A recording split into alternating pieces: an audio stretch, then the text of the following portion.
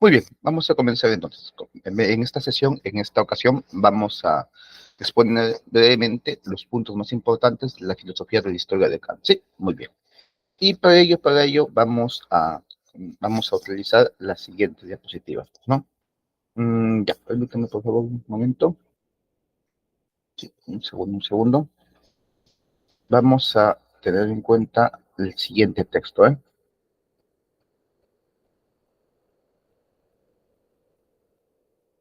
En esta sesión vamos a hablar de las ideas para una filosofía de la historia universal en clave cosmopolita.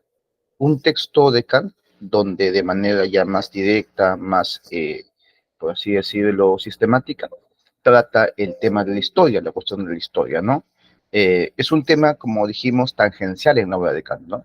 Principalmente Kant, como es la principal beta de la filosofía de la modernidad, piensa la naturaleza, piensa que la filosofía, piensa que el conocimiento puede entenderse en el mundo natural, ¿no?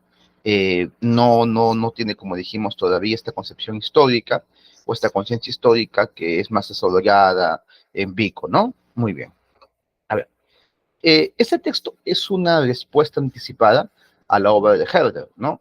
Herder, discípulo de Kant, ya había escrito, ya tenía a puertas de publicar su libro, Ideas para una filosofía de la historia, ¿no? Bueno, Kant un poco se adelanta al tema, se adelanta con una especie, digamos, de texto que contesta a priori a lo que propone Herder, ¿no? Herder es un filósofo romántico, sí, lo vamos a ver en breve después de Kant. En cambio, Kant, como sabemos, contesta desde la ilustración, ¿no? Desde la idea del progreso, la idea de la fraternidad, universalidad, etcétera, ¿no? Valores ilustrados, pues sobre todo se basan, pues, en la confianza en la razón. Bien, muy bien, a ver, comencemos a leer. El texto se divide en varias pequeñas secciones, en varias partes, en las que poco a poco va disertando acerca, pues, de unos principios que luego le van a llevar a darle un fundamento a la noción, a la idea de eh, eh, el progreso, que es el principal concepto. Vamos, claro, si bien es cierto que tenemos el texto, tenemos ahí fragmentos, quisiera más bien leer algunos pasajes del texto, ¿no? Vas a ir exponiendo, ¿no? Tengo acá una versión del mismo texto, ¿no? Que vamos a leerlo y siempre es bueno, en este caso, comparar las versiones que tenemos, ¿no? Bien, entonces, comenzamos. A ver, un segundo. Ideas para una filosofía de la historia en clave cosmopolita.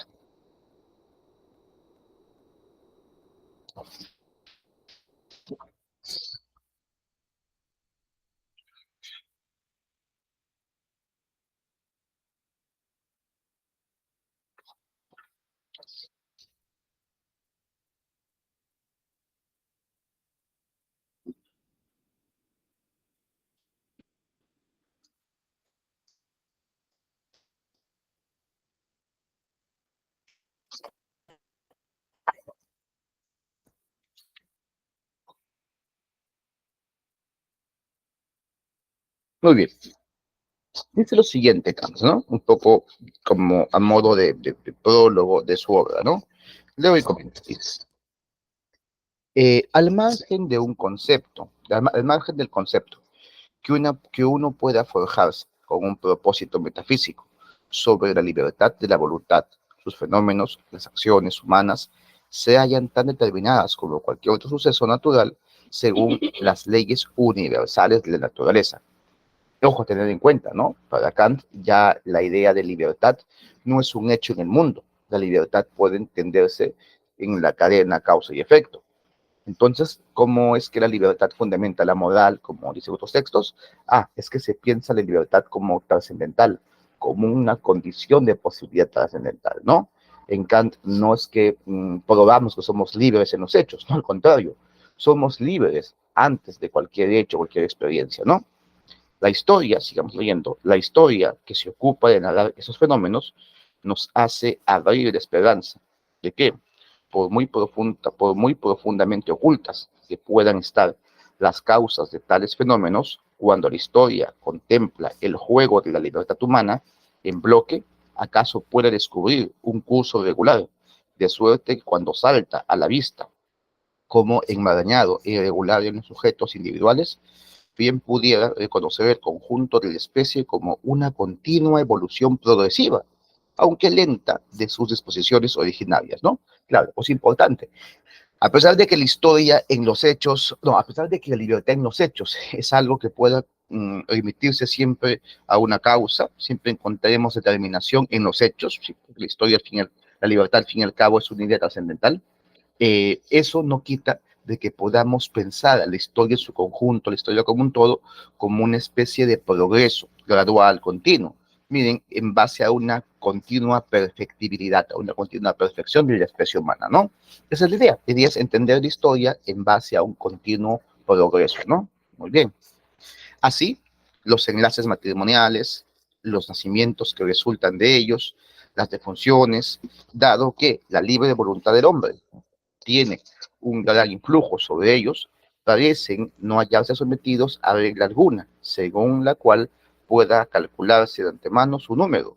Y sin embargo, las estadísticas anuales demuestran que en los países grandes acontecen según leyes naturales constantes, tales como los veleidosos climas, cuya incidencia individual no puede ser determinada de manera de antemano. Globalmente, no cesan de mantenerse el crecimiento de las plantas, el curso de las aguas y otros fenómenos naturales en un proceso regular e ininterrumpido. Poco imaginan los hombres, en tanto que individuos e incluso pueblos, que al perseguir cada cual su propia intención según su parecer y a menudo en contra de otros, siguen sin advertir como hilo conductor la intención de la naturaleza, que les es desconocida, y trabajan en pro de la misma, siendo así que de conocerla les importaría bien poco. Miren, aquí en este pasaje que he leído, todavía no llegamos a este pasaje que está aquí en la diapositiva, en este pasaje que he leído hay un par de ideas importantes. En primer lugar, la idea de que hay leyes, leyes de la naturaleza, ¿no? Eso para Kant es algo previamente establecido. Es algo, por así decirlo, que viene con la física de Newton, ¿no? La naturaleza se rige en base a leyes inmutables, leyes eternas, leyes pues que están ahí ya fundamentadas. Y algo semejante puede encontrarse en el campo de la historia, aunque de repente con menos rigor. Muy bien. En segundo lugar, encontramos la idea de que que en la historia, miren, y también en la naturaleza, hay un fin, hay una causa final, hay un propósito, hay un telos, ¿sí? Fin en griego, hay un telos, ¿sí? Que va ordenando, que va organizando todo el progreso, toda la historia, ¿no? Pero miren, este telos, vamos a ver más adelante, no es algo que se entienda de forma realista, sino una especie de supuesto, una especie de como si hubiera un fin. Como si hubiera un fin, se puede entender la historia de forma progresiva, ordenada, racional. Sigamos. Dado que los hombres no se comportan en sus aspiraciones de un modo meramente instintivo, como animales, ni tampoco como ciudadanos racionales del mundo, según un plan globalmente concertado, no parece que sea posible una historia de la humanidad conforme a un plan, como lo sería, por ejemplo, la de las abejas o de los castores. No puede uno librarse de cierta indignación al observar su actuación en la escena del gran teatro del mundo, pues aun cuando aparezcan destellos de prudencia en alguno que otro caso aislado, haciendo balance del conjunto, se diría que todo ha sido urdido por una locura y una vanidad infantiles, incluso con frecuencia por una maldad y un afán destructivo, asimismo pueriles. De suerte que, a fin de cuentas, no sabe uno qué idea debe hacerse sobre tan increíble especie. En este orden de cosas, al filósofo no le queda otro recurso, puesto que no puede presuponer en los hombres y sus actuaciones y su actuación global ningún propósito original propio, de intentar descubrir en este absurdo recurso de las cosas humanas una intención de la naturaleza, a partir de la cual sea posible una historia de criaturas tales que, sin conducirse con arreglo a un plan propio, si lo hagan conforme a un determinado plan de la naturaleza. Vamos a ver si logramos encontrar un hilo conductor para diseñar una historia semejante, dejando en manos de la naturaleza el engendrar al hombre, que habría de componerla más tarde sobre esta base, de la misma manera que produjo un Kepler el cual sometió de forma inesperada las formas excéntricas de los planetas a leyes determinadas, y posteriormente a un Newton, que explicó en las leyes que esas leyes mediante una causa universal de la naturaleza. Fíjense ustedes qué interesante esto último, miren, nos da la razón en lo que comentábamos, que los modernos tienen presente el paradigma sobre todo de la ciencia natural, ¿no? Porque un poco al final está citando a Newton, a Kepler, como aquellos científicos que han logrado encontrar cierta racionalidad en el mundo, pero obviamente en la naturaleza. Ya, algo semejante, una especie de reflejo, ¿sí? Menos nítido y más opaco, se puede encontrar en el campo de la historia. ¿Qué es lo que está diciendo aquí Kant? ¿Qué es lo que aquí va a tener en cuenta Kant? Lo siguiente, fíjense ustedes. La idea es que permítame, la idea es que aquí Kant va, pues, número uno, dice algo que hace recordar mucho a Schopenhauer. O sea, número uno, reconoce que la historia, a primera vista, de forma inmediata, parece ser más un espectáculo irracional, un espectáculo sin sentido, hecho por gente violenta, por gente con un afán de odio, venganza, ¿no? La historia no es el terreno donde se desarrolla el progreso, donde se plasma la racionalidad humana, no, sino todo lo contrario, ¿sí? Bueno, pero eso es una apariencia, eso es como una primera impresión. Es necesario introducir en la historia el componente, el concepto de un propósito, de que la naturaleza misma tiene un propósito, ¿no? Digamos así, que la naturaleza tiene una especie de telos, ¿sí?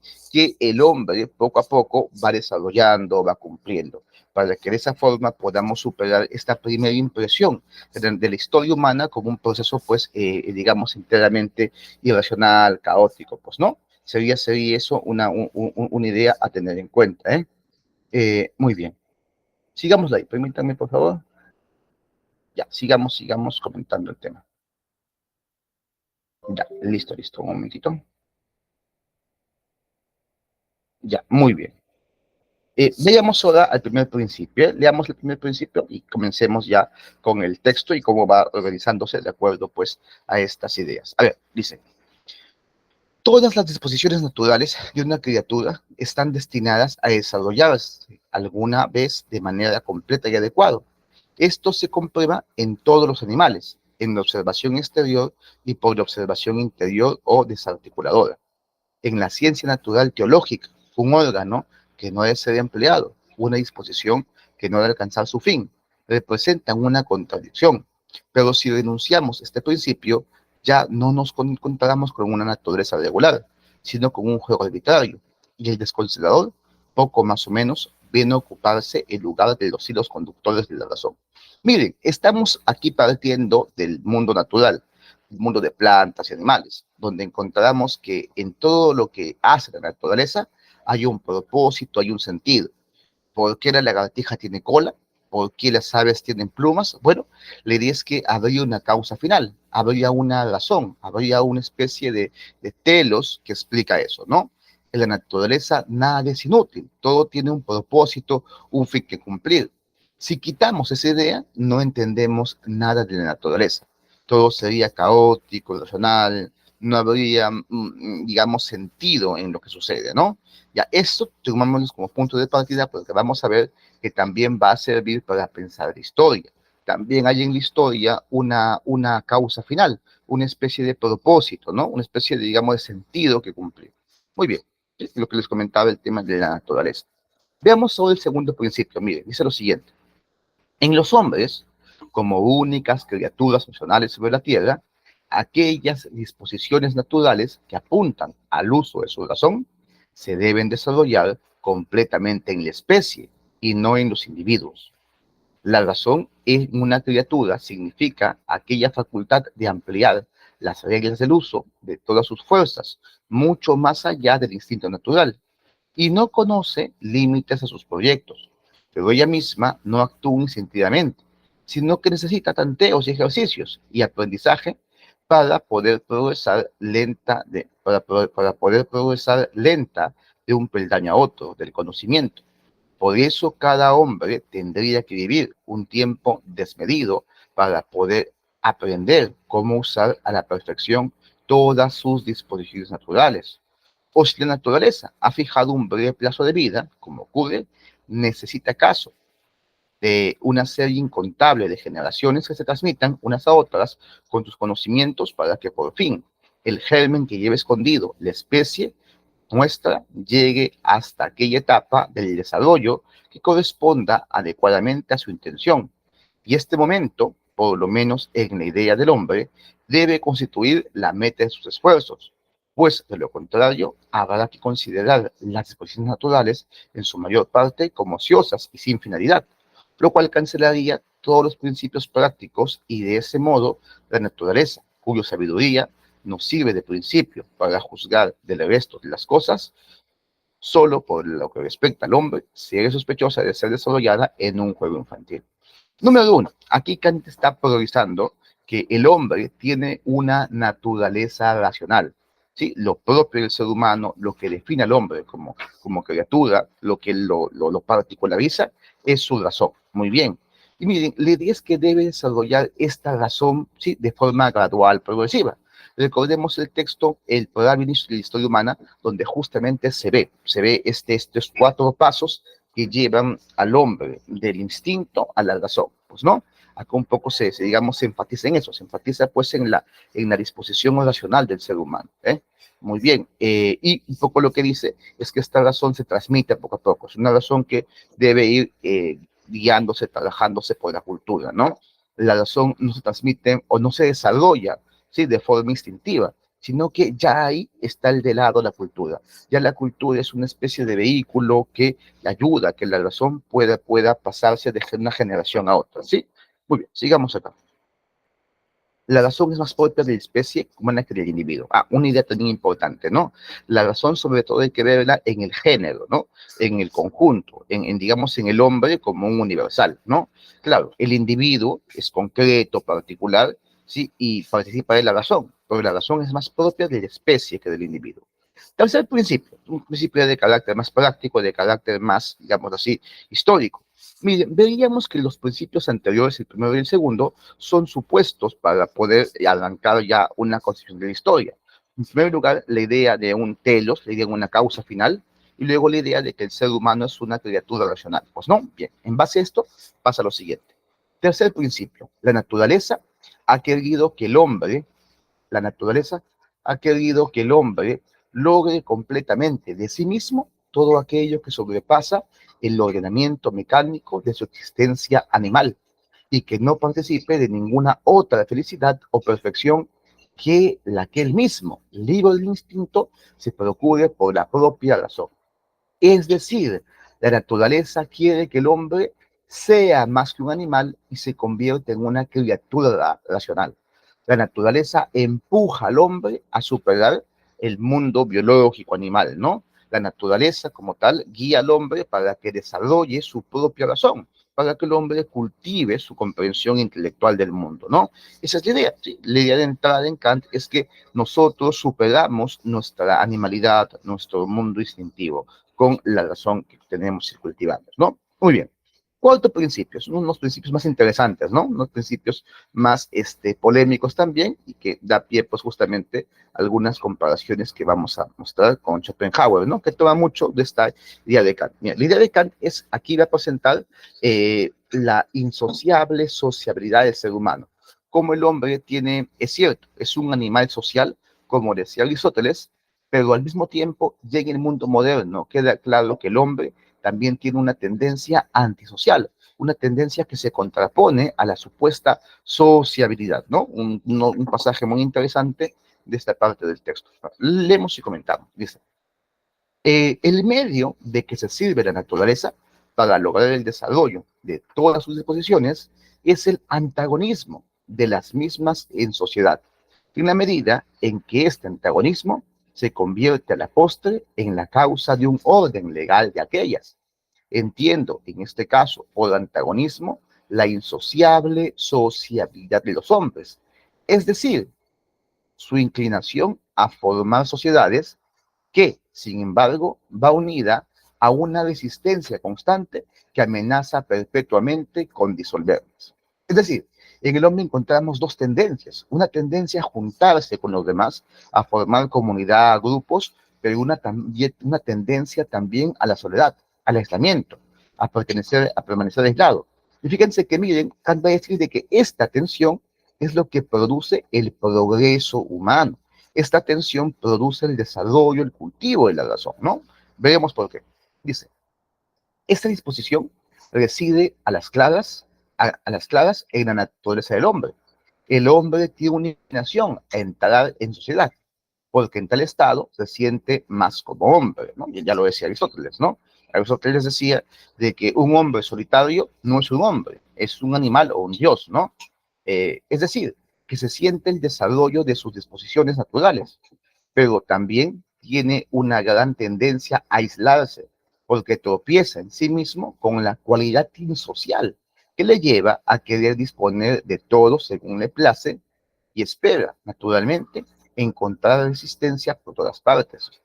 Por lo mismo que sabe hallarse propenso a prestársela a los demás. Pero esta resistencia es la que despierta todas las fuerzas del hombre y le lleva a enderezar su inclinación, a entrar en sociedad, porque en tal estado se siente más como hombre, es decir, se siente más el desarrollo circulatorio.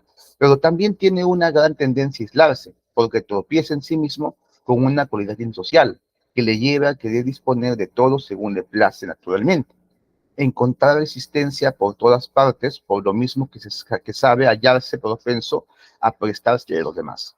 Pero esta resistencia es la que despierta todas las fuerzas del hombre y le lleva a enderezar sus inclinaciones a la pereza, y movido por el ansia de honores, poder o bienes, trata de lograr una posición entre sus congéneres, que no puede soportar, pero de los que tampoco puede prescindir.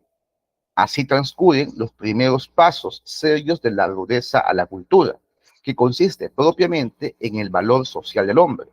Los talentos van desarrollándose poco a poco, se forma el gusto y mediante una continua ilustración conviértese el comienzo en fundación de una manera de pensar que a la larga puede cambiar la ruda disposición natural para la diferenciación moral en principios prácticos determinados y de este modo también la coincidencia a formar sociedad, patológicamente provocado en un todo moral.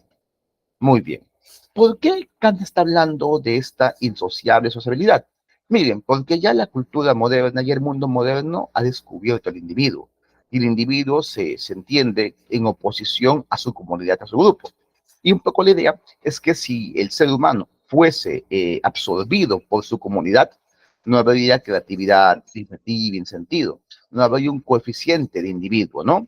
Y por el contrario, si es que todo fuese individuo, no habría sociedades. Si es que todo fuese un individuo solo, aislado, que se vale por sí mismo, no se concebiría la idea de un pueblo, de una cultura, de una nación. Es necesario mantener ambos polos, mantener al individuo y a la sociedad en una relación, aunque sea tensa, ¿no? El individuo, claro, está siempre huyendo de la sociedad, pero tampoco puede aislarse por completo. Tiene que vivir de una forma tensa con ella, ¿no? Esta idea, ¿sí?, de la insociable sociedad humana la explica de una manera bastante gráfica Arthur Schopenhauer, ¿no? En una famosa fábula llamada de los puercoespines, ¿no? Ahí la dejo para que la puedan chequear, para que la puedan ver, pero es una especie de traslado más cotidiano, más sencillo de repente de esta idea, de que los seres humanos no podemos estar tan cerca unos de otros porque nos absorbemos en el grupo, en la masa, diríamos, pero tampoco podemos estar separados, aislados unos de otros, sino que debemos tener salud, una especie de término medio, una especie de estar, digamos, lo suficientemente cerca como para mantener trato, lazos, pero tampoco lo suficientemente juntos para absorbernos unos con otros, pues, ¿no? Muy bien, veamos ahora a ver el siguiente, ¿no? El quinto principio, según propone aquí Kant. A ver, leamos acá, permítanme, para que pueda verse mejor, ya. Quinto principio de esta filosofía de la historia. Dice, el problema mayor del género humano, a cuya solución constriñe la naturaleza, consiste en llegar a una sociedad civil que administre el derecho en general, como solo en sociedad y en una sociedad que compagine la máxima libertad, es decir, el antagonismo absoluto de sus miembros con la más exacta determinación y seguridad de los límites de la misma, para que sea compatible con la libertad de cada uno, Como solo ella se puede lograr el empeño que la naturaleza tiene puesto en la humanidad, a saber, el desarrollo de todas las disposiciones. Quiere también la naturaleza que sea el hombre mismo quien se procure el logro de ese fin suyo, como el de todos los fines de su destino. Miren, llegamos acá a un tema importante: cómo nos gobernamos, cómo pensamos un gobierno, un Estado, ¿no? Cómo pensamos una sociedad que pueda dar cobijo a estas tendencias tan opuestas, tan antagónicas en el ser humano. Cómo imaginamos una sociedad, un Estado, ¿no?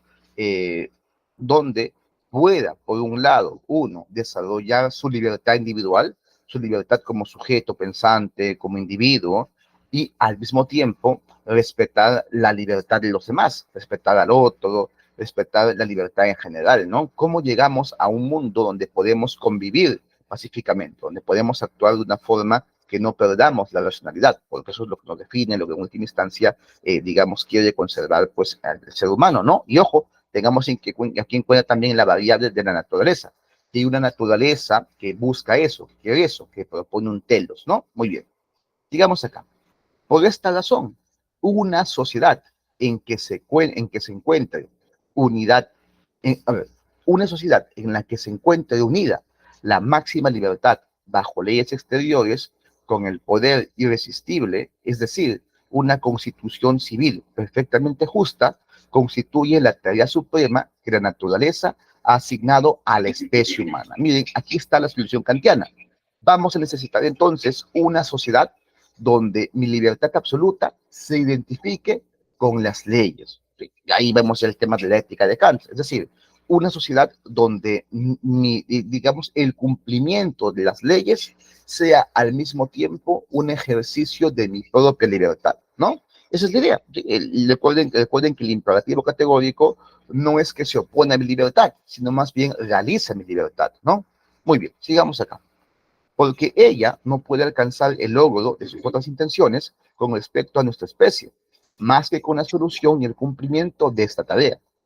La necesidad es la que fuerza al hombre, tan aficionado por lo demás a la desembarazada libertad, a entrar en este estado de coerción, necesidad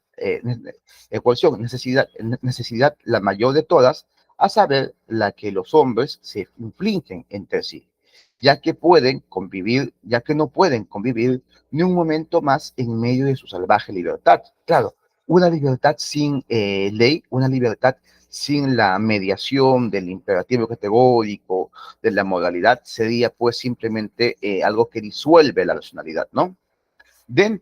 Solo dentro del coto cerrado es que la asociación civil, esas mismas inclinaciones producen el mejor resultado, como ocurre con los árboles del bosque, que al tratar de quitarse unos a otros aire y sol, se fuerzan a buscarlo por encima de sí mismos y de ese modo crecen erguidos, mientras que aquellos otros que se dan en libertad y aislamiento extienden sus ramas caprichosamente, sus troncos enanos se encorvan y retorcen.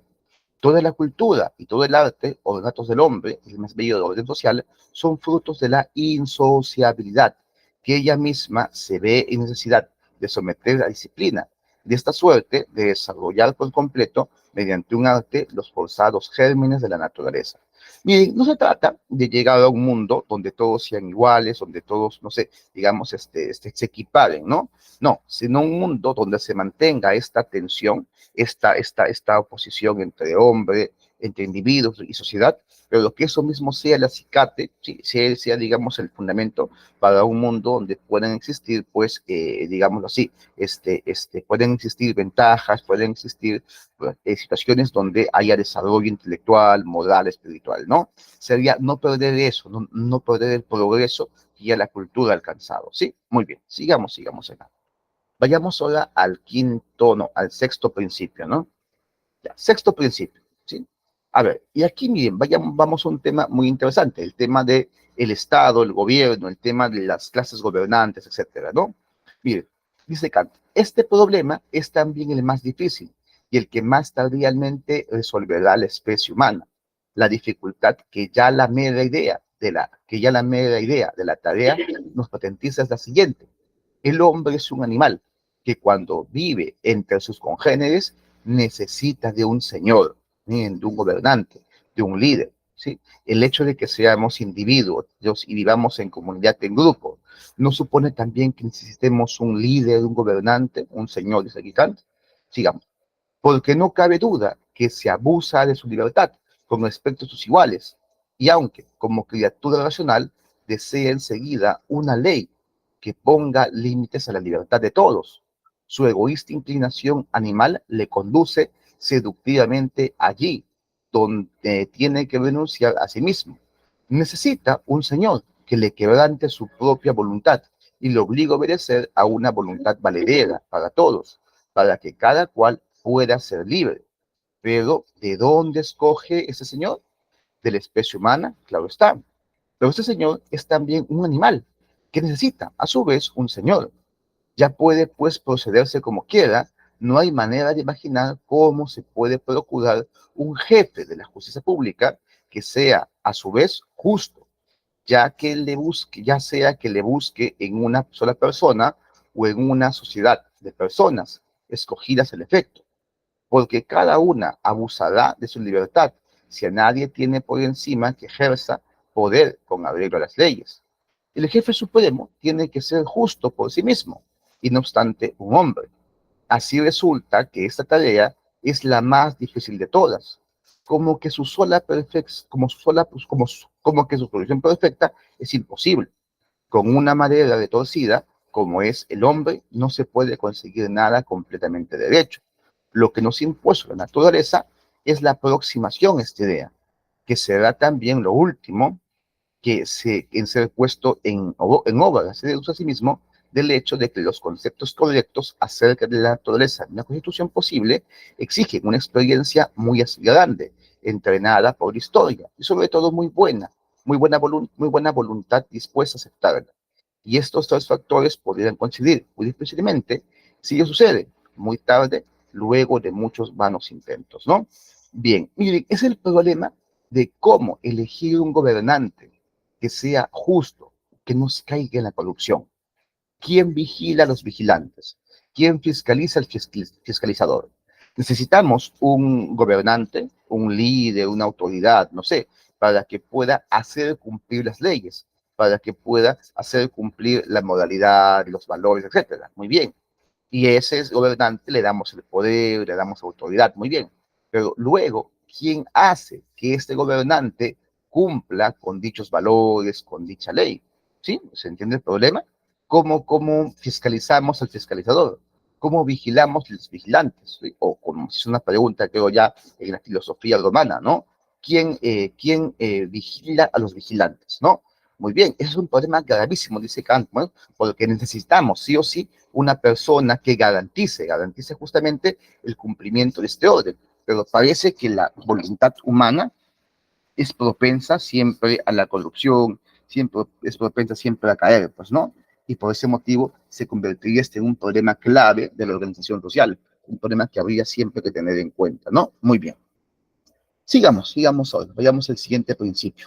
Séptimo principio, dice, el problema de la institución de una constitución civil perfecta depende a su vez del problema de una legal relación exterior entre estados y no puede ser resuelto sin este último. Miren, es un poco ya vamos a ver lo que puede conocerse como la idea de una política exterior entre naciones, la idea de una política común de toda la humanidad.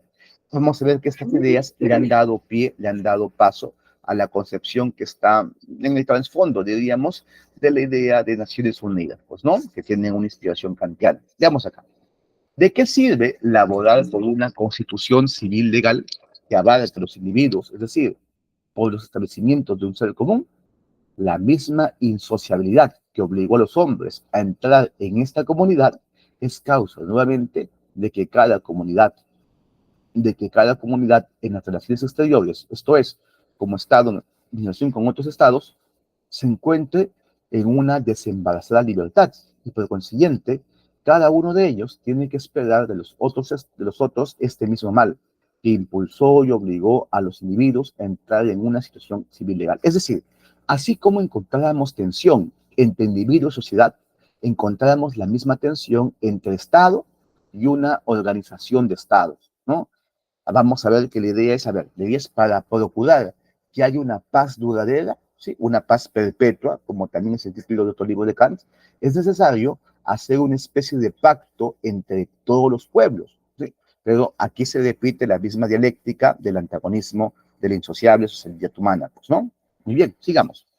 Es decir, que a través de la guerra, del alarme incesante, de la necesidad, que en consecuencia tiene que parecer en su interior cada estado, aún durante la paz, la naturaleza los empuja, primero en sellos imperfectos, por último, y después de muchas devastaciones, náufragos y hasta agotamiento interior completo de sus energías al intento que la razón les pudo haber inspirado, sin necesidad de tantas y tantas experiencias, a saber, a escapar del estado sin ley de los salvajes y entrar en unión mezclado. O sea, queremos superar el estado de naturaleza, ¿no? Que hablamos, que vimos, que le había propuesto Hobbes, y queremos entrar a formar un estado de derecho, un estado de civilidad, de orden, y esto no solamente a nivel del estado individual, sino también de la colectividad de estados, ¿no? O el conjunto de estados, ¿no?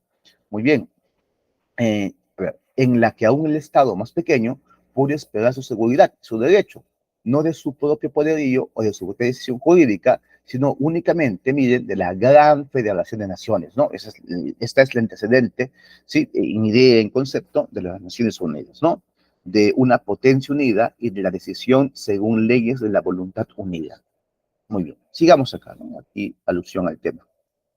Bien, terminemos con estos dos últimos principios, principio octavo y principio noveno, ¿no? A ver, principio octavo, lo leemos. Se puede considerar la historia de la especie humana en su conjunto como la ejecución de un secreto plan de la naturaleza, la teleología, ¿no? El telos de la historia humana, propuesto ya por la propia naturaleza, para la adaptación de una constitución estatal interiormente perfecta, y con este fin, también exteriormente, como el único Estado en que aquella pueden desenvolver plenamente todas las disposiciones de la humanidad. Claro, o sea, la idea es que la historia nos lleve a un mundo cosmopolita, a un mundo donde los estados hayan entrado en paz y en acuerdo y no hayan ya barreras nacionales, no una cultura, no sé, digamos, propia, particular, sino un mundo, sí, compartido para toda la humanidad, ¿no? La visión cosmopolita. Este principio, que es consecuencia del anterior, se ve que la filosofía también puede tener un quiasmo, ¿no? Una esperanza, ¿no? Pero tal que para su introducción, su idea, aunque no muy lejos, puede ser propulsora, es decir, no menos fantasiosa posible, ¿no? Lo que importa ahora es si la experiencia nos descubre algo de semejante curso de propósito de la naturaleza. En la actualidad, los estados se hallan entre sí en una tan delicada relación que ninguno puede perder su cultura interior sin parecer enseguida en poder influencia sobre los demás estados. Claro, en ese momento, en la coyuntura de la época de Kant, todavía son muy fuertes los nacionalismos, ¿no? La idea de un estado-nación que se aferra a una cultura, a una identidad, a una visión propia, ¿no? Pero Kant ya se adelanta. Kant piensa de que en el futuro a lo mejor puede haber la posibilidad de plantear una cultura cosmopolita, una cultura compartida por todos, que sea el fundamento, que sea un aspecto al menos de la idea de un gobierno para todos, ¿no? Un gobierno universal, ¿sí? Muy bien. Por lo tanto, las ambiciones de gloria de los estados se basan para asegurar, si no el progreso, por lo menos el mantenimiento de este fin de la naturaleza. Además, la libertad ciudadana no puede ser ya afectada en mayor grado, sin que inmediatamente repercute en desventaja de todos los oficios, especialmente del comercio, y con este en disminución de los espacios exteriores del Estado. No, claro, la idea es que a la larga va a ser necesario plantear cierta relación cosmopolita para el comercio, para la industria, para el tema pues económico, ¿no? Es necesario, y algo de eso lo vivimos hoy día con la globalización, algo de eso ya es real, pero esa libertad va aumentando a poco.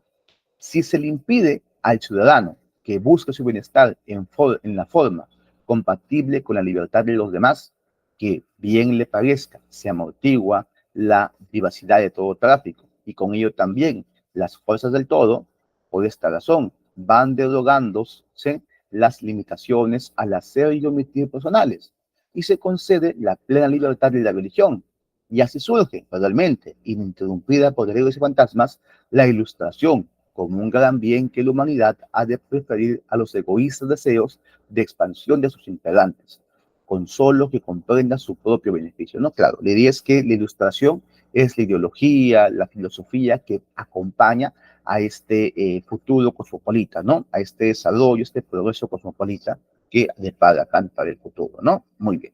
Bien, terminemos con este noveno principio, ¿no? Noveno principio que lo propone Kant, lo leemos y lo comentamos también. Dice, un ensayo filosófico que trate de construir la historia universal con arreglo a un plan de la naturaleza que tiende a la asociación ciudadana completa de la especie humana, no solo debemos considerarlo como posible, sino que es menester también como posible, sino que es menester también que lo pensemos en su efecto propulsor. Parece una ocurrencia un poco extraña y así incongruente tratar de concebir una historia con arreglo a la idea de cómo debería marchar el mundo si se tuviera a ciertas finalidades razonables. Parece que el resultado sería algo así como una novela, pero si tenemos que suponer que la naturaleza, aún en el terreno de la libertad humana, no procede sin plan ni meta, esta idea podría ser útil. Y aunque seamos un poco miopes para calar el mecanismo secreto de su dispositivo, esta idea debería servirnos, sin embargo, como hilo conductor para representarnos un como sistema, por lo menos en conjunto, lo que de otro modo no es más que un agregado sin plan alguno de acciones humanas. Miren, hay que ver esta filosofía de la historia, esta idea de un propósito, de un telos, como una especie de, algo así como de esquema que organiza, que articula, que le da sentido a un conjunto de fenómenos que sin este esquema serían caóticos, ininteligibles, incomprensibles, ¿no? Hay que ver esto como una manera de organizar cierto caos, ¿no? ¿Sí? Si no, pues la historia no podría comprenderse. Sigamos. Porque si partimos de la historia griega como aquella a través de la cual se nos conserva o corrobora por lo menos toda otra historia más antigua y coetánea, si perseguimos su influencia en la formación y desintegración del pueblo político del pueblo romano que absorbió al Estado griego y el influjo de este pueblo sobre los bárbaros, que a su vez acabaron con el Estado romano y así hasta nuestros días. Si añadimos a esto episódicamente la historia política de los demás pueblos, cuyo conocimiento ha llegado poco a poco a nosotros a través de estas versiones ilustradas, se descubrirá un curso regular del mejoramiento de la constitución estatal de nuestra parte del mundo. Es decir, miren, aquí ya Kant está armando este discurso, ¿sí?, egocéntrico también, pero también progresista, también de un continuo progreso, un continuo avance en la historia universal. Comienzan por los griegos, romanos, luego el mundo occidental, hasta llegar al mundo ilustrado de Kant, pues, ¿no? Y luego esto se amplía, esto luego, digamos, se complementa con el conocimiento de otros pueblos, ¿no? Egipto, Persa, China, India, pues, ¿no? Pero miren, la idea es que ya en esta ilustración kantiana hay la idea de una especie digamos, concepción evolutiva de los pueblos, ¿sí? Una concepción de que los pueblos van progresando. Y este progreso está marcado fuertemente por la visión eurocéntrica, ¿no? Y vamos a verlo eso también en Hegel, más todavía en Hegel, ¿no? Muy bien, sigamos acá. Ya, si por otra parte se presta atención a la constitución civil, a sus leyes, a las relaciones estatales, en la medida en que, por lo bueno que había en ellas, sirvieron por cierto tiempo para elevar y dignificar a los pueblos, con ello artes y ciencias, y en la medida también en que por deficiencias que les eran inherentes, los volvieron a rebajar, pero de suerte que siempre quedaba un germen de ilustración, el cual, desarrollándose de nuevo con cada revolución, preparaba un nivel superior para el mejoramiento. Miren, palabra clave: mejoramiento, perfectibilidad del ser humano en historia. Eso hace que cada vez que, digamos, haya un progreso, cada vez que haya un mejoramiento, pues sea esto índice, sea esto manifestación de un progreso continuo del todo, un progreso de toda la historia, ¿no? Cada pequeño progreso en la historia confirma y afirma el progreso general en el que nos encontramos, ¿eh? Muy bien, se descubrirá, digo, un hilo conductor que no solo puede servir para explicar este juego tan enmarañado de las cosas humanas, o para un arte político de predicción de futuros cambios políticos, ¿no? Utilidad que ya se ha sacado de la historia, a pesar de considerarla como un efecto inconexo, una libertad sin regla, sino que, cosa que se podría esperar como fundamento, si suponemos un plan de la naturaleza, se puede marcar una perspectiva consoladora del futuro, en la que se nos presente la especie humana en la lejanía, como va llegando por fin a este estado en que todos los gérmenes depositados por ella, la naturaleza se puede desarrollar por completo y puede cumplir con su destino en este mundo. Miren, una preocupación interesante que se desprende del texto al final es el futuro. Esto nos puede ayudar a predecir el futuro, a visualizar el futuro, a más o menos entender cómo será. Si la historia humana sigue un curso de progreso continuo, paulatino, ¿no? Constante, si siempre estamos progresando de menos a más, podemos entonces más o menos saber cómo será el futuro. Podemos estar seguros de que en el futuro seguirá dándose este progreso. Sí, esa es una pregunta que al final se plantea y que es muy interesante, ¿no? Una pregunta que puede darnos para de repente una conversación, no sé, una disertación, pues, ¿no? Bien, bien, compañeros y compañeras, ¿sí? Este es el texto de Kant, ideas para una filosofía de la historia en clave cosmopolita, ¿eh? Hemos dado ahí un acercamiento, un primer panorama de ello. Ya en una clase posterior le haríamos un resumen, le haríamos ahí de repente una esquematización de las principales ideas, ¿no? Bien, listo, listo. Dejamos aquí entonces la disertación, dejamos aquí entonces la explicación del texto, ¿no? Permítanme un momentito. Listo, listo. Bien.